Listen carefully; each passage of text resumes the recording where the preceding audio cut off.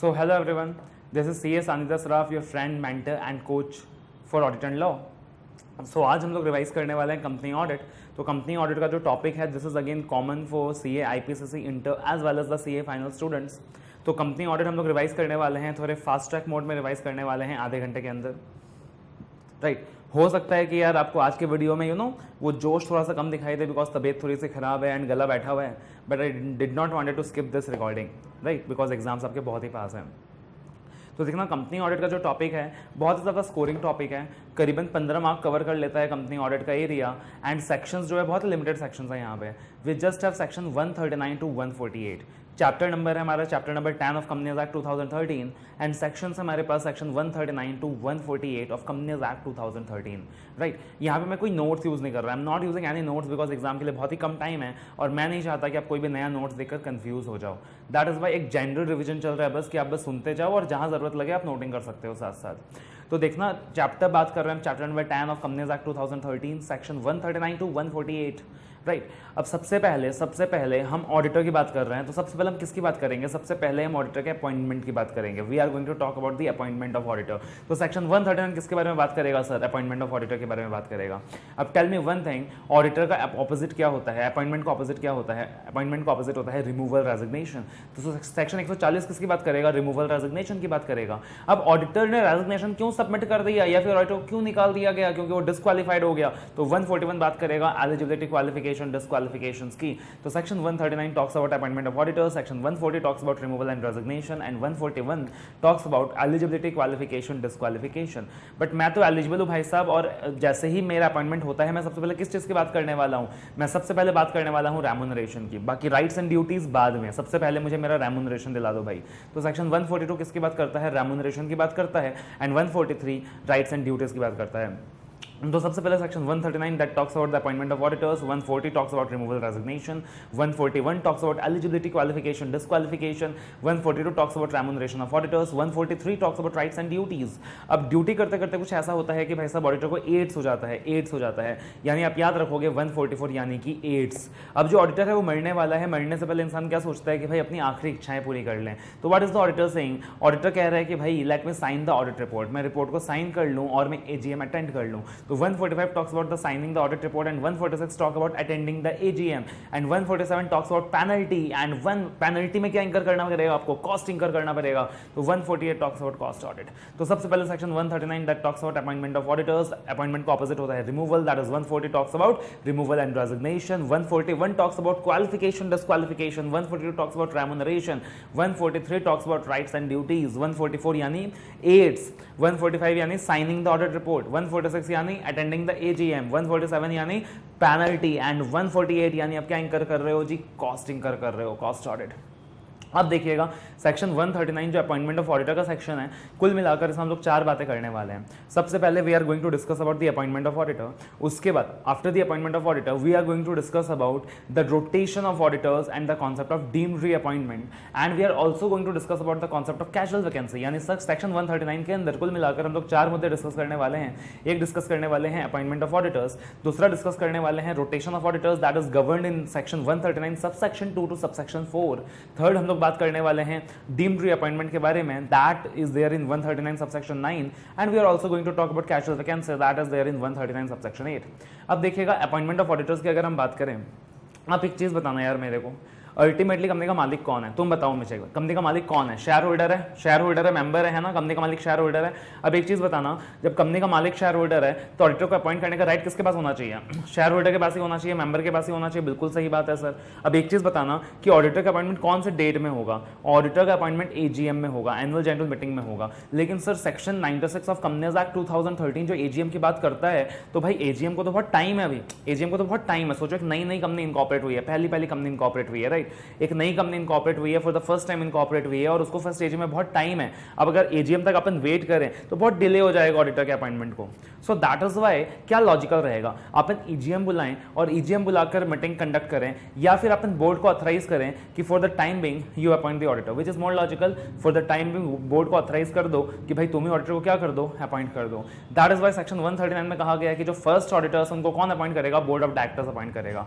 अब first auditor board of directors appoint करेगा, मगर कितने डेज में अपॉइंट करेगा? याद करिए सेक्शन 173 ऑफ कंपनीज एक्ट जो बोर्ड मीटिंग का सेक्शन है, जो कहता है कि first board meeting shall be held within 30 days. तो ऑब्वियस सा चीज है ना यार, अगर फर्स्ट बोर्ड मीटिंग 30 डेज के अंदर होगा तो बोर्ड मीटिंग के अंदर ही तो ऑडिटर्स का अपॉइंटमेंट होना है ना। That is why the first auditor shell also be appointed with in 30 days.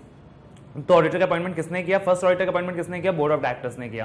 कितने डेज में किया? Within 30 days, within 30 days from the date of incorporation. अब ये जो ऑडिटर है, सोचो लॉजिकली सोचो, उसका टेन्योर कब तक वाले रहे भाई साहब? अल्टीमेटली ऑडिटर के अपॉइंट करने का पावर किसके पास था? मेंबर्स के पास था ना। तो ये जो अपॉइंटमेंट है फॉर द टाइम बिंग है कि नहीं? दैट इज वाई ये जो अपॉइंटमेंट है बोर्ड ऑफ डायरेक्टर्स के द्वारा विद इन 30 डेज, यहां ऑडिटर अपना टेन्योर हेड करेगा only till the conclusion of first AGM. सिर्फ फर्स्ट एनुअल जनरल मीटिंग तक उसका टेन्योर जो रहेगा वैलिड रहेगा। एंड उसके बाद क्या होने वाला है? दोबारा से अपॉइंटमेंट होने वाला है। उसके बाद क्या होने वाला है सर? दोबारा से अपॉइंटमेंट होने वाला है, राइट। तो section 139 first auditor shall be appointed by the board of director with in 30 days and he shall hold his office till the conclusion of first AGM. अब देखिएगा, अब लॉ में कहा गया आगे कि अगर मेंबर्स, अगर जो बोर्ड ऑफ डायरेक्टर्स है वो सपोज 30 डेज में अपॉइंट ना कर पाए, 30 डेज में ऑडिटर्स को अपॉइंट ना कर पाए, now the members of the company will have to proceed and appoint the auditors. Law के अंदर वर्डिंग यूज की गई है कि फ्रॉम विद इन 90 डेज, 90 दिन के अंदर ऑडिटर का अपॉइंटमेंट हो जाना चाहिए। 90 दिन के अंदर ऑडिटर का अपॉइंटमेंट हो जाना चाहिए। बट लॉ क्लियर नहीं है कि 90 डेज कहां से काउंट करोगे यहाँ पे। तो यहाँ पे 90 days will be counted from the date of incorporation, यानी डेट ऑफ इनकॉर्पोरेशन से हर हाल में ऑडिटर का अपॉइंटमेंट 90 डेज के अंदर हो जाना चाहिए। इसका मतलब क्या हुआ? अगर बोर्ड 30 डेज में अपॉइंट नहीं कर पाया तो members of the company appoint करेंगे ऑडिटर को नेक्स्ट 60 डेज के अंदर, नेक्स्ट 60 डेज के अंदर। That is the concept. अब अगर हम बात करें गवर्नमेंट कंपनीज की, तो गवर्नमेंट कंपनीज की अगर हम बात करें, गवर्नमेंट कंपनीज जिनका डेफिनेशन दिया गया है सेक्शन 2 क्लॉज 45 के अंदर कि गवर्नमेंट कंपनी के केस में ऑडिटर को कौन अपॉइंट करेगा। तो सर गवर्नमेंट कंपनी के केस में माई बाप कौन होता है? गवर्नमेंट कंपनी के केस में माई बाप होता है CAG, that is the controller auditor general of India.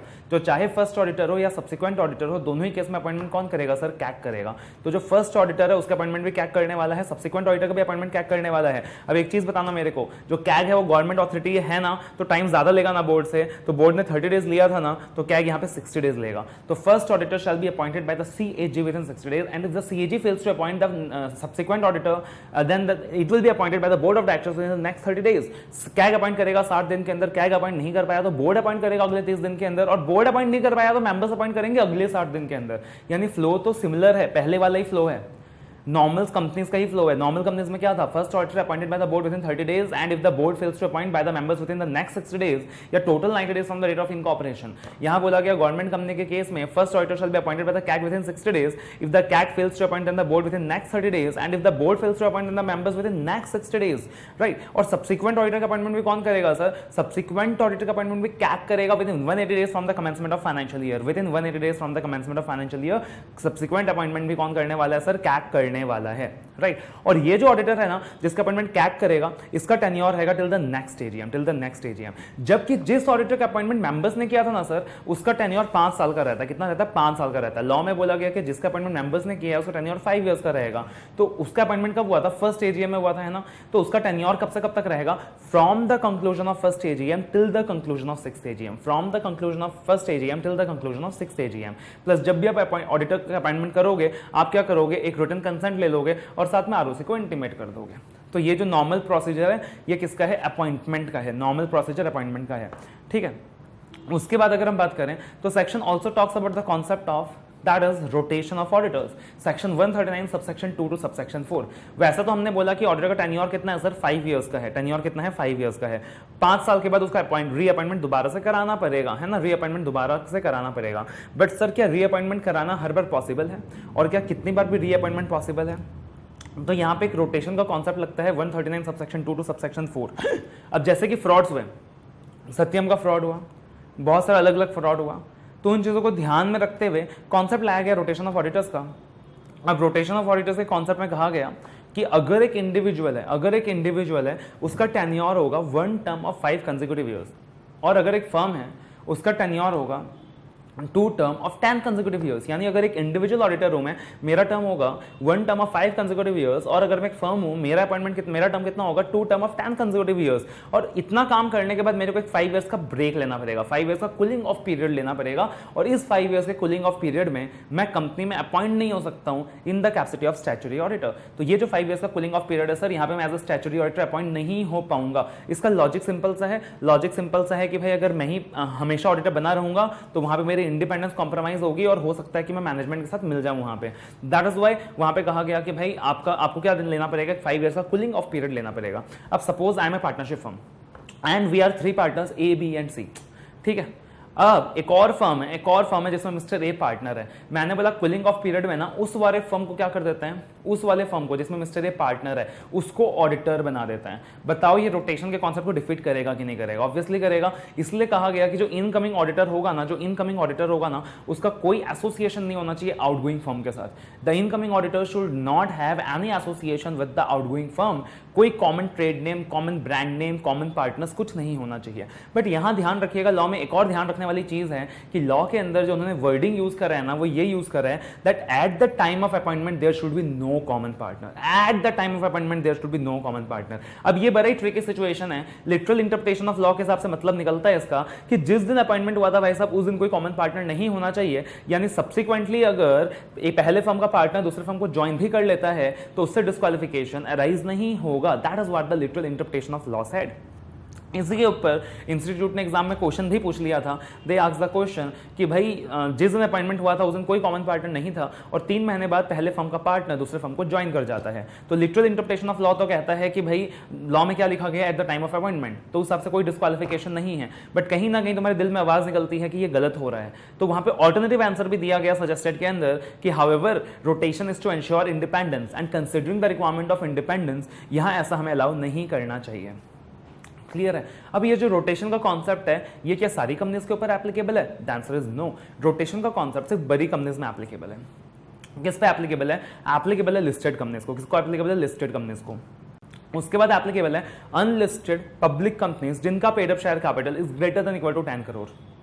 उसके बाद एप्लीकेबल है प्राइवेट कंपनीज। अब सोचो प्राइवेट कंपनीज के केस में पेड अप शेयर कैपिटल का लिमिट ज्यादा ही होगा ना यार। अगर अनलिस्टेड पब्लिक कंपनी में 10 करोड़ है, प्राइवेट कंपनी में तो ज्यादा ही होना चाहिए ना, रिलैक्सेशन मिलेगा। तो प्राइवेट कंपनी में हमने बोला 50 करोड़। 50 करोड़। सब केयरफुल रहना। केयरफुल क्यों रहना? बिकॉज मैंने आपको बोला कोई भी अनलिस्टेड कोई भी प्राइवेट कंपनी जिसका paid up share capital is greater than equal to 50 crore उसके ऊपर रोटेशन एप्लीकेबल है। आपको अपने प्रैक्टिस मैनुअल में ये चीज 20 करोड़ मिलेगा। इसलिए मिलेगा बिकॉज वहां अमेंडमेंट नहीं किया होगा। It is not amended. ये 20 का 50 इंक्रीज हो गया था। सो बी केयरफुल। एंड थर्ड वहां पे बोला गया कोई भी कंपनी जिसका जो बोरोइंग्स है aggregate of borrowings from the banks, financial institutions, public deposits that is greater than equal to 50 crore, right. तो इन कंपनीज के ऊपर रोटेशन एप्लीकेबल है। लिस्टेड कंपनीज के ऊपर, अनलिस्टेड पब्लिक कंपनीज के ऊपर जिनका paid up share capital is greater than equal to 10 crore, private companies जिनका paid up share capital is greater than equal to 50 crore, and thirdly any other company जिसका borrowing and deposit is greater than equal to again 50 crores. And this concept of rotation is not applicable to one person companies. One person companies को applicable नहीं है sir, और small companies को भी applicable नहीं है। Clear है? अब अगला कॉन्सेप्ट आता है सेक्शन के अंदर, that is the concept of casual vacancy that is given in section 139 subsection 8 कि भाई सपोज मेरा अपॉइंटमेंट हो गया एज ए ऑडिटर, लेकिन लेटर ऑन जिस बंदे का अपॉइंटमेंट हुआ as a auditor later on उसका ऑफिस वैकेट हो जाता है because of a abnormal reason. Let us से उस बंदे की डेथ हो जाती है या वो अनसाउंड माइंड का बन जाता है, तो उस पार्टिकुलर सिचुएशन में हम क्या करें? तो लॉ कहता है भाई एजीएम बुलाने की जरूरत नहीं है। एजीएम बुलाने की जरूरत नहीं है बिकॉज इलॉजिकल है ना यार। बीच में कैजुअल वैकेंसी अराइज हो गया तो तुम क्या स्पेशली उसके अपॉइंटमेंट के लिए एजीएम बुलाओगे क्या? दैट इज वाई बोर्ड को ऑथराइज किया कि board of directors within 30 days can fulfil the casual vacancy, right. And उसके बाद हम क्या कर लेंगे? एजीएम में अप्रूवल ले लेंगे। लेकिन अगर ऑडिटर ने वहां खुद रिजाइन किया है, तो वहां पे मेरे को कुछ ना कुछ गलत नजर आ रहा है। दैट इज वाई वहां पे कहा गया कि board of director will only recommend and the approval of the members must be taken within 3 months. Members का अप्रूवल चाहिएगा हमें 3 महीने के अंदर। तो ये क्या सर कॉन्सेप्ट है? Concept of casual vacancy 139 subsection 8 and then we have the concept of deemed reappointment 139 subsection 9। अब 139 सबसेक्शन 9 के अंदर क्या बोला गया डीम्ड रीअपॉइंटमेंट के अंदर? भाई जो एग्जिस्टिंग बंदा था, जो एग्जिस्टिंग ऑडिटर था या फर्म था, क्या उसका रीअपॉइंटमेंट हो सकता है क्या? अब आप बोलोगे सर नहीं हो सकता ना रोटेशन की वजह से, बट भाई समझो रोटेशन जो है वो सिर्फ बड़ी कंपनीज में एप्लीकेबल है। देश में ज्यादातर कंपनीज छोटी हैं या बड़ी हैं? छोटी हैं। ज्यादातर कंपनीज आज भी ऐसी हैं जिसमें रोटेशन एप्लीकेबल नहीं होगा, इसलिए वहां डीम्ड रीअपॉइंटमेंट का कॉन्सेप्ट लग सकता है। यानी same auditor can be reappointed again and again. मगर अगर वो बंदा डिस्क्वालिफाइड हो गया तो क्या उसका रीअपॉइंटमेंट होगा? नहीं होगा। अगर उस बंदे ने खुद रेजिग्नेशन सबमिट कर दिया तो क्या उसका रीअपॉइंटमेंट होगा? नहीं होगा। अगर कंपनी ने स्पेशल रेजोल्यूशन पास करके किसी और को अपॉइंट कर दिया तो क्या उसका रीअपॉइंटमेंट होगा? नहीं होगा। तो लॉ कहता है deemed reappointment shall not be there in the 3 situations when the auditor has disqualified, when he has furnished his resignation, या फिर when the company has pass special resolution and appointed someone else. तो ये पूरा कहानी दिया गया section 139 के अंदर, राइट। अब जो अगला सेक्शन है section 140, that is removal and resignation of auditors. Section 140 sub section 1 जो कहता है removal of auditor before the expiry of the term, आपने ऑडिटर को उसका टर्म से पहले निकाल दिया। सब सेक्शन 2 कहता है resignation of auditor. Sub section 3 कहता है पेनल्टी फॉर द ऑडिटर की अगर उसने रेजिग्नेशन के बारे में आरओसी को इंटीमेट नहीं करा। And 140 sub section 4 says removal by special notice and 140 sub section 5 says removal of auditor by the tribunal. तो 5 सर्कमस्टेंसेस है यहाँ पे।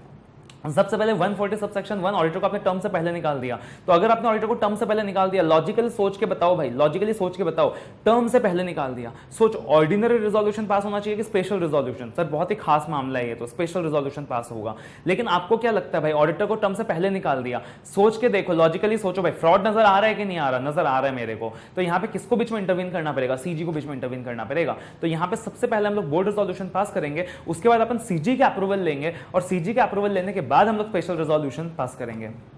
उसके बाद 140 सबसेक्शन 2 रेजिग्नेशन ऑफ ऑडिटर। क्या ऑडिटर रिजाइन कर सकता है क्या? Yes, the auditor can definitely submit his resignation. Auditor can submit his resignation, and अगर वो अपना रेजिग्नेशन सबमिट करेगा तो वो क्या करेगा? बोर्ड ऑफ डायरेक्टर्स को तो इंटीमेट करेगा ही करेगा, कंपनी को तो इंटीमेट करेगा ही करेगा, अपना जो माई बाप है कंपनी लॉ का, ROC रजिस्ट्रार ऑफ कंपनीज, उसको भी इंटीमेट करेगा, और गवर्नमेंट कंपनी का ऑडिटर है तो कैग को भी इंटीमेट करेगा। एंड 140 सबसेक्शन 3 में 140 सबसेक्शन 3 के अंदर पेनल्टी दिया हुआ है कि अगर भाई साहब तुमने इंटीमेट नहीं किया रेजिग्नेशन के बारे में, क्या पेनल्टी है। अब ये पेनल्टी इंपॉर्टेंट है, मार्क कर लीजिएगा, बिकॉज इसमें अमेंडमेंट है। पुराने लॉ में पेनल्टी दिया गया था minimum 50,000 rupees, maximum 5 lakh rupees. अब यहाँ पे नए लॉ के अंदर उन्होंने पेनल्टी को अमेंड कर दिया, और उन्होंने क्या करा, they have equated the minimum fees with the audit fees. तो मतलब मिनिमम 50,000 रुपीज और audit fees which ever is lower, and maximum 5 lakh rupees. उसके बाद 140 subsection 4 that is removal of auditor by way of special notice. अब ये special notice का concept क्या है? स्पेशल नोटिस का कॉन्सेप्ट कवर्ड है सेक्शन 15 के अंदर, सेक्शन 115 ऑफ कंपनीज एक्ट 2013 के अंदर।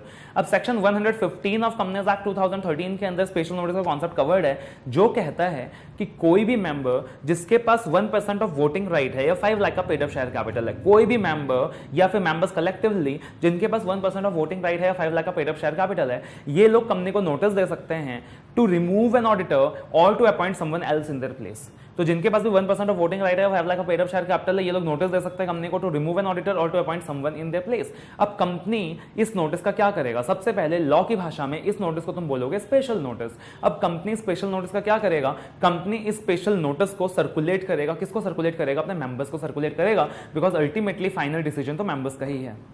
बट तुमको नहीं लगता कि अगर ये स्पेशल नोटिस का कॉपी मेंबर्स को सर्कुलेट किया गया है, तो ऑडिटर को भी अपना रिप्रेजेंटेशन सर्कुलेट कराने का राइट मिलना चाहिए? बिल्कुल मिलना चाहिए। तो ऑडिटर के पास भी राइट होगा कि वो भी अपना रिटर्न रिप्रेजेंटेशन क्या करा सकता है? मेंबर्स को सर्कुलेट करा सकता है। तो ऑडिटर का रिटर्न रिप्रेजेंटेशन सबसे पहले आरओसी को फाइल होगा, और फिर मेंबर्स को सर्कुलेट होगा, और फिर मेंबर्स फाइनली अपना डिसीजन लेंगे।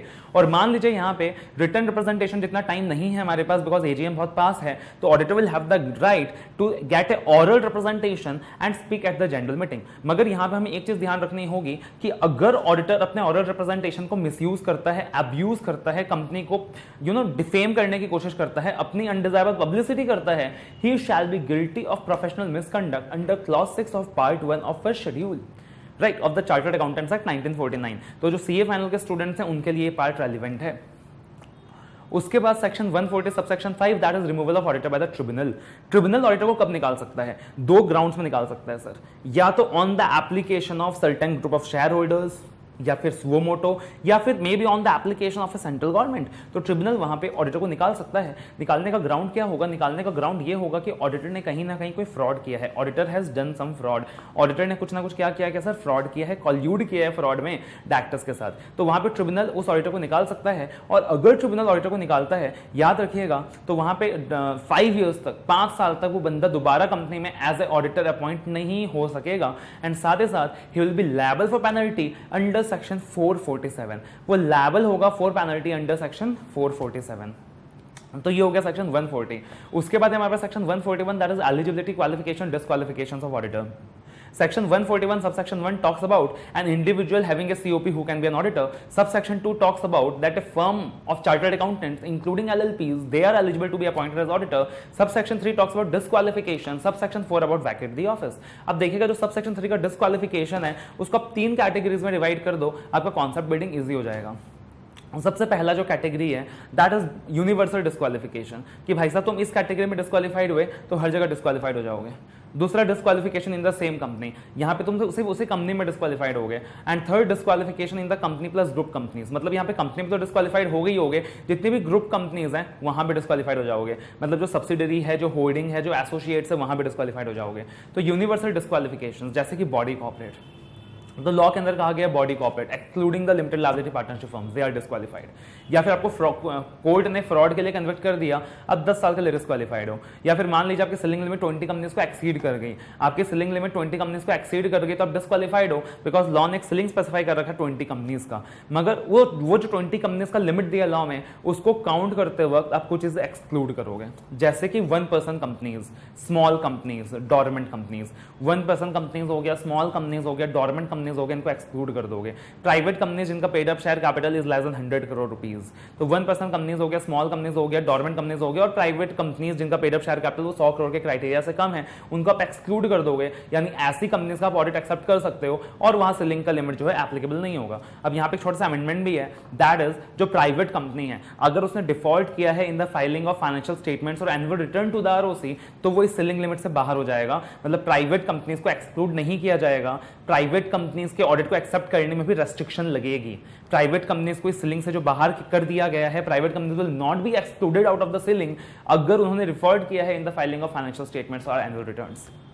उसके बाद डिस्क्वालिफिकेशन इन द कंपनी, जैसे कि अगर आप कंपनी के ऑफिसर हो, अगर आप कंपनी के ऑफिसर हो मतलब आप कंपनी के डायरेक्टर्स हो, आप कंपनी के KMPs हो, की मैनेजर पर्सनल्स हो, MD, manager, CEO, WTD, CS, तो इन दैट केस आप डिस्क्वालीफाइड हो कंपनी में, आप डिस्क्वालीफाइड हो कंपनी में, आप कंपनी में ऑडिटर अपॉइंट नहीं हो सकते हो। या फिर आपका जो रिलेटिव है वो कंपनी का डायरेक्टर और KMP है, आपका जो रिलेटिव है वो कंपनी का डायरेक्टर और KMP है। अब जो रिलेटिव है वो डिफाइंड है in section 2 clause 77 of companies act 2013, तो जो रिलेटिव का लिस्ट डिफाइंड है 2 क्लॉज 77 के अंदर, अगर वो लोग कंपनी के डायरेक्टर्स हैं या KMPs हैं, की मैनेजर पर्सन्स हैं, जिनका डेफिनेशन दिया गया है section 2 clause 51 of companies act 2013 के अंदर, तो आप एलिजिबल नहीं हो to be appointed as an auditor.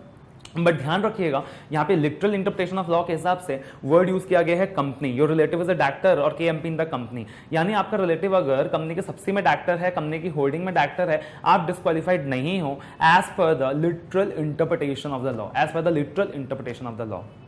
उसके बाद थर्ड सिचुएशन है disqualification in company plus group companies. अब यहाँ 3 मेन सिचुएशंस आते हैं, section 141 subsection 3 clause D, section 141 subsection 3 clause E and section 141 subsection 3 clause I. Section 141 subsection 3 clause D कहता है कि मैं इंडिविजुअल हूँ, ठीक है, मैं इंडिविजुअल हूँ, मेरा पार्टनर मेरा रिलेटिव, अगर मेरा खुद का कंपनी में मैंने सिक्योरिटी होल्ड किया हुआ है, या लेट अस से पूरी ग्रुप कंपनीज के चेन में सिक्योरिटी होल्ड कर रखी है, या मेरे पार्टनर ने सिक्योरिटी होल्ड कर रखा है, या मेरे रिलेटिव ने सिक्योरिटी होल्ड कर रखा है, मैं डिस्क्वालीफाइड हो जाऊंगा, कंपनी में डिस्क्वालीफाइड हो जाऊंगा और उसकी ग्रुप कंपनीज में भी डिस्क्वालीफाइड हो जाऊंगा। सिमिलरली अगर मेरा इनडेप्थनेस का अमाउंट 5 लाख एक्सीड कर रहा है, या मेरा रिलेटिव का इनडेप्थनेस का अमाउंट 5 लाख रुपीज एक्सीड कर रहा है, या मेरा गारंटी का इनडेप्थनेस का अमाउंट लाख रुपए एक्सीड कर रहा है, इनडेप्थनेस 5 लाख एक्सीड कर रहा है, गारंटी का अमाउंट लाख रुपए एक्सीड कर रहा है, मेरा एक्सीड कर रहा है या मेरे पार्टनर का एक्सीड कर रहा है या मेरे रिलेटिव का एक्सीड कर रहा है, मैं डिस्क्वालीफाइड हो जाऊंगा। अब लॉ में फर्दर ये भी कहा गया है कि मान लीजिए अगर मैं खुद इंडिविजुअल हूं, अगर मैं कंपनी का एक भी सिक्योरिटी होल्ड करता हूं, मैं डिस्क्वालीफाइड हो जाऊंगा, कंपनी में भी हो जाऊंगा, उसके ग्रुप कंपनीज में भी हो जाऊंगा। अगर मेरा पार्टनर कोई भी सिक्योरिटी होल्ड करता है तो मैं डिस्क्वालीफाइड हो जाऊंगा, कंपनी में भी हो जाऊंगा, ग्रुप कंपनीज में भी हो जाऊंगा। मगर अगर मेरा रिलेटिव कोई सिक्योरिटी होल्ड करता है तो इन दैट केस में डिस्क्वालीफाइड नहीं होऊंगा।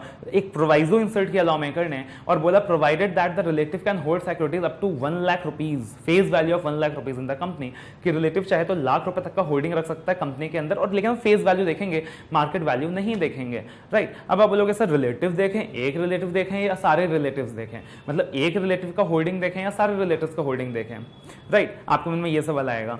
सिमिलरली हम इंडेप्थनेस के क्लॉज में एक कंपनी देखें या सारी कंपनीज का एग्रीगेट देखें, एक रिलेटिव देखें या सारे रिलेटिव्स का एग्रीगेट देखें, तो एक सिंपल सा रूल है जनरल क्लॉजेस एक्ट के अंदर। जनरल क्लॉजेस एक्ट कहता है सिंगुलर इंक्लूड्स प्लूरल, यानी लॉ में जहां भी सिंगुलर वर्ड यूज किया गया है वो प्लूरल अपने आप इंप्लाई करता है। मतलब ऑल्दो लॉ के अंदर वर्ड यूज किया गया है रिलेटिव, बट उसको क्या मान लेंगे हम, रिलेटिव्स।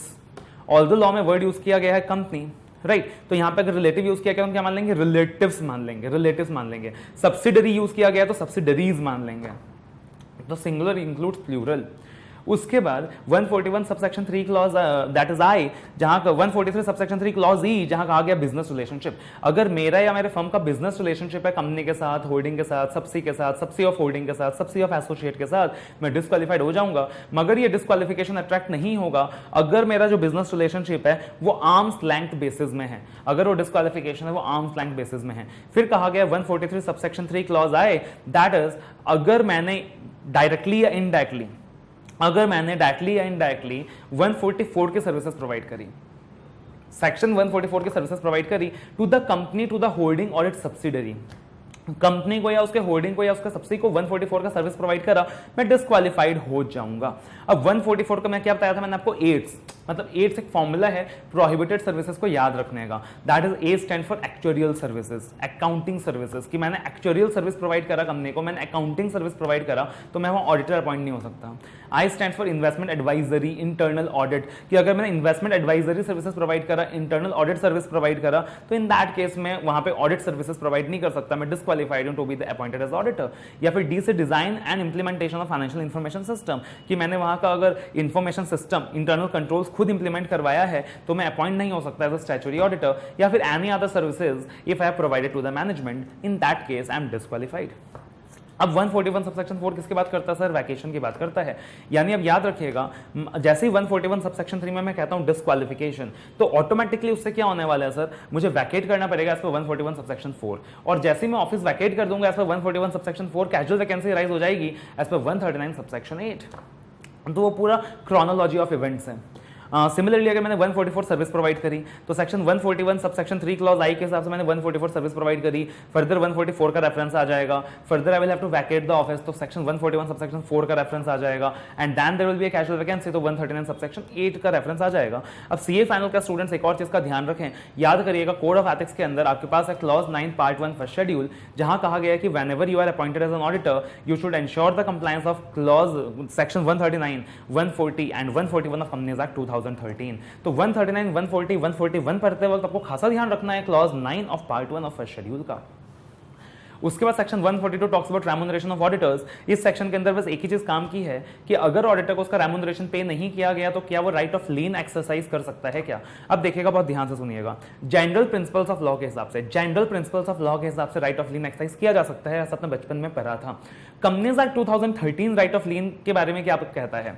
अगेन यहाँ पे काफी स्टूडेंट्स गलत कहते हैं, काफी स्टूडेंट्स का मैसेज आता है मेरे पास कि companies act 2013 provides for the right of lien. ऐसा नहीं है, companies act 2013 does not provide for the right of lien. Companies act मना भी नहीं करता राइट ऑफ लीन के लिए और अलाउ भी नहीं करता, मगर कंपनीज एक्ट में कुछ ऐसे प्रैक्टिकल रिस्ट्रेंट्स हैं जिसकी वजह से राइट ऑफ लीन एक्सरसाइज करना पॉसिबल नहीं हो पाता।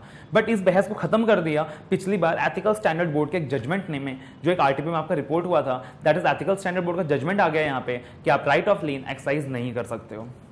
तो सेक्शन 142 में आपको यही चीज ध्यान रखनी है। 143 that is rights and duties of an auditor, will come back to this. 144 talks about prohibited services, that is aids, कि अगर आपने ये सर्विसेज प्रोवाइड करी, आप डिस्क्वालिफाइड हो, आप ऑडिटर अपॉइंट नहीं हो सकते। अब यहाँ पे एक और चीज क्लैरिफाई कर दूं, कुछ स्टूडेंट गलत समझ बैठते हैं कि भाई एक सीए ये सारी सर्विसेज प्रोवाइड नहीं कर सकता। एक सीए ये सर्विसेज प्रोवाइड कर सकता है, मगर अगर सीए किसी कंपनी को ये सर्विसेज प्रोवाइड करता है तो ऑडिटर नहीं बन सकता सर, ये ध्यान रखिएगा। And section 145 which talks about signing the auditor's report, तो एज सच यहाँ पे कुछ खास डिस्कस करने को नहीं है।